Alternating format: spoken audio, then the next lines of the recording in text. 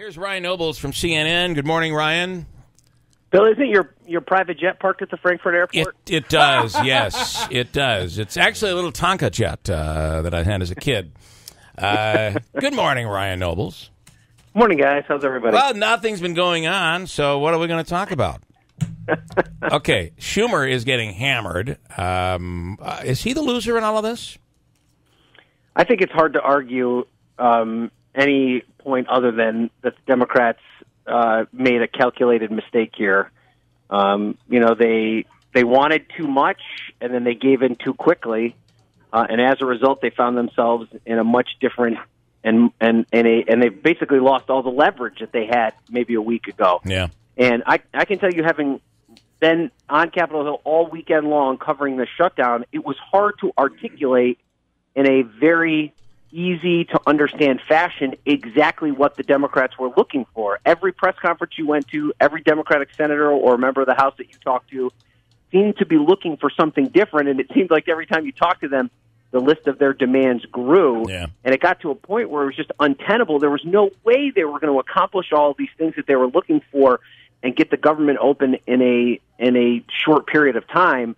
So he kind of had to take a step back. Schumer did and say, okay, let's get this thing open and we'll try and fight another day. That's not to say that they might not get something out of this, but I do think the damage that has been inflicted politically for a lot of these Democratic members of the House and Senate is a real one, and I think this was the Republicans came out on the front end of this. Hey, I made two predictions last week. Number one, there is no way in the world the Republicans are going to shut down. No way. Not with the president Republican and the House and Senate. Not going to happen. Well, I was right there.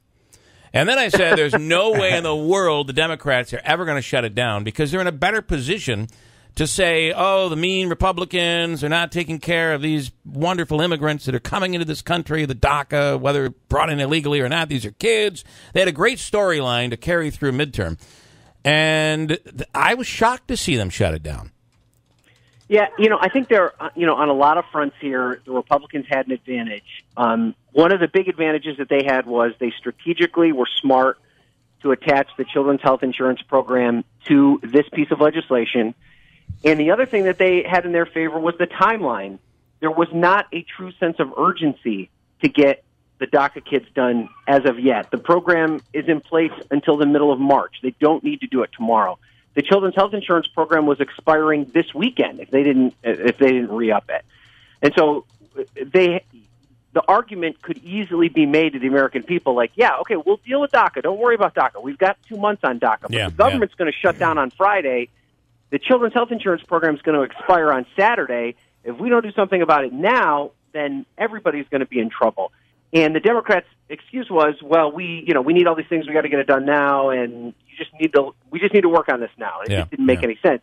And then the other strategic flaw in the Democrats' argument was that, this argument that you made about the Republicans having control of the House and the Senate and the administration. That's true, but with this 60-vote threshold that's necessary in the Senate, it's easy for the Democrats to block legislation there. And what I think did not really get covered all that much this weekend was that there was a majority of senators, and they were both Republican and Democrat, that were willing to pass this continuing resolution through.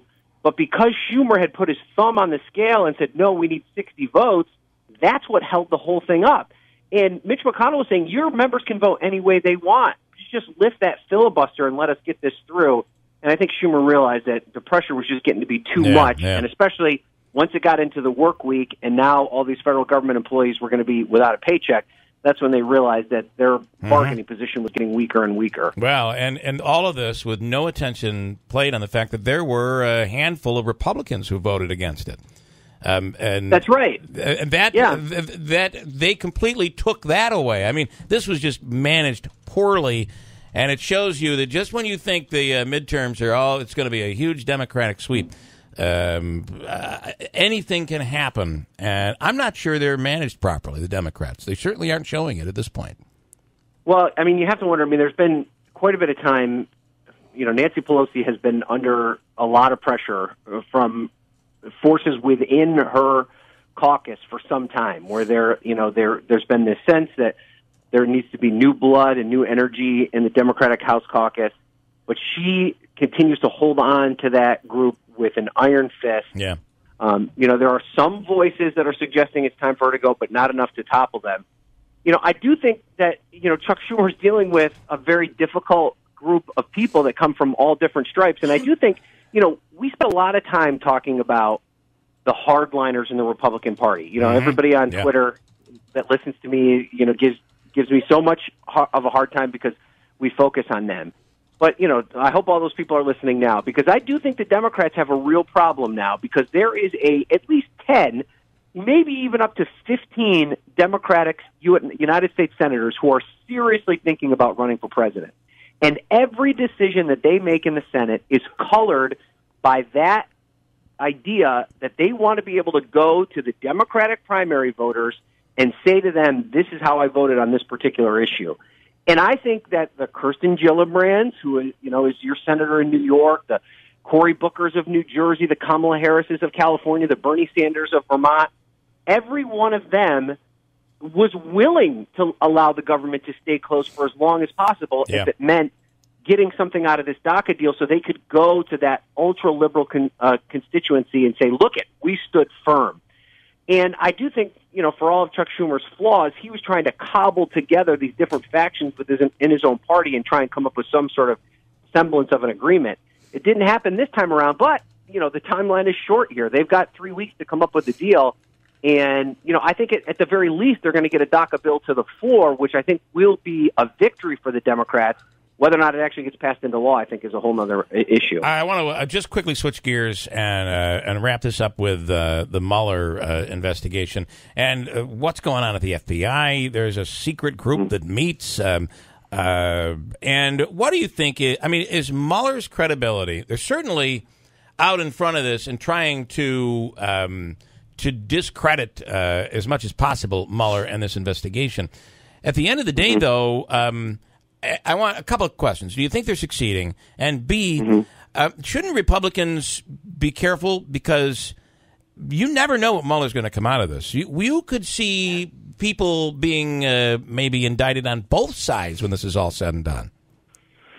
Yeah, I wonder if, there's certainly an effort by a certain amount of Republicans, and I think they have the backing of the administration, to try and play kind of a distraction game when it comes to Mueller. And while Mueller's doing his work, throwing out all these other things to try and hurt the credibility of the organization that he is kind of a subsidiary of.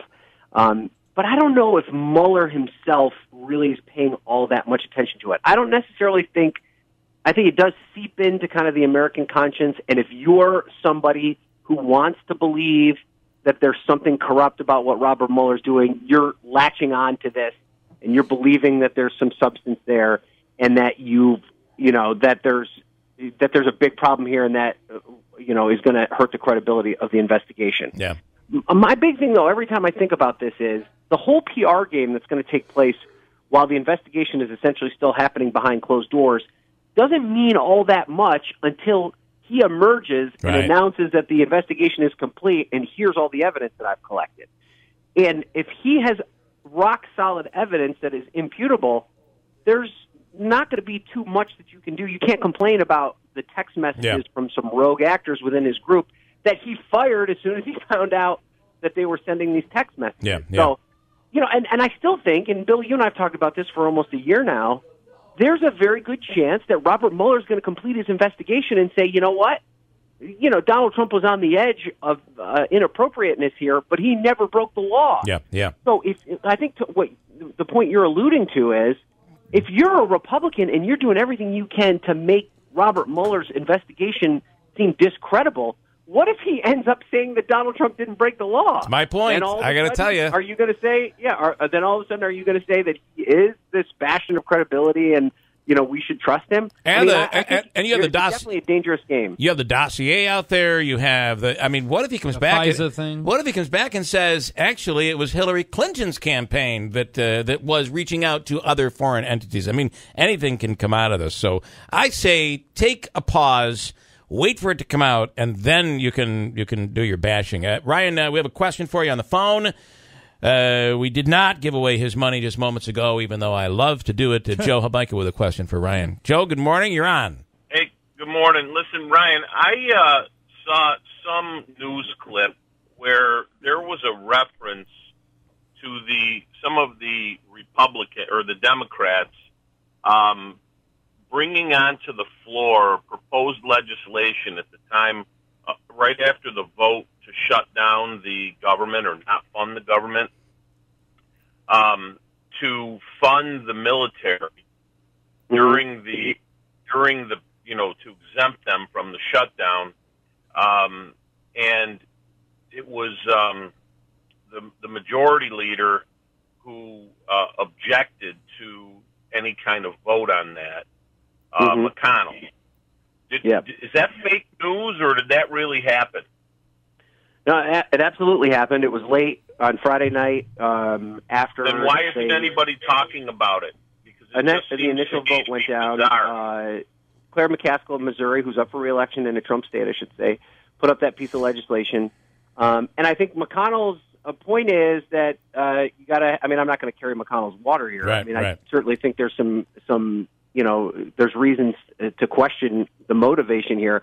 But his thing was essentially, if you're going to open the government, we got to open the government altogether. We're not going to piecemeal this, because once you start talking about the military, are you then going to start talking about, the VA hospitals? Are you going to start talking about, the national parks? I mean, you could start. I mean, obviously, everybody thinks that the military is important, but everybody has a pet project that's funded by the government in some way, shape, or form. And if you start opening the gate to that, then it's going to go down the line. I think McConnell's point when he objected to that and kept it from coming to the floor was he was, to a certain extent, taking a bullet for his caucus, so nobody had to take that hard vote. But also his point is, let's just get the whole thing funded. And once we start allowing the pet projects to come through, that's going to make us less inclined to get the job done. You're basically and that's why saying that blocked you think that McConnell felt that funding the military during the shutdown was someone's form of pet project. I think what he's saying is it was strategy, and I got to tell you something. Yeah. At the end of the day, the talk is always how the Democrats have the media in their pocket, and everything's going to be anti-Republican. This weekend, you can't say that, because the Republicans blew it. They had elements of all of this that they could have used and could have put them in a far better light.